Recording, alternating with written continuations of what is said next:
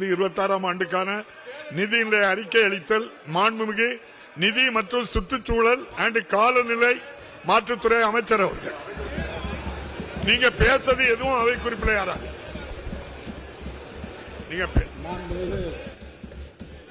பேரவை தலைவர் அவர்களே, 2025-26ஆம் ஆண்டிற்கான வரவு செலவு திட்ட மதிப்பீடுகளை கடந்த ஒரு நூற்றாண்டு காலமாக நாட்டிற்கே முன்னோடியாக திகழ்ந்திடும் இந்த சட்டமன்ற பேரவையின் முன் வைப்பதில் நான் பெருமிதம் கொள்கிறேன்.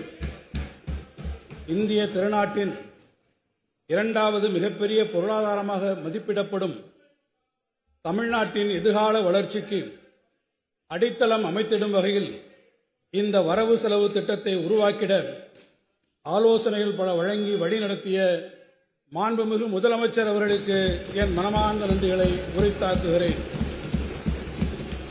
காலத்தை வென்ற ஐயன் திருவள்ளுவரின்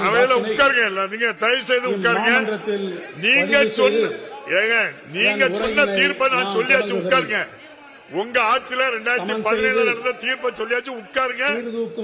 பாருங்க, அமைந்தொரு வாழ் கோடாமை. நீங்க பேசுறது எதுவும் அவை குறிப்பில் யாராவது உட்காருங்க. சமநிலையில் நின்று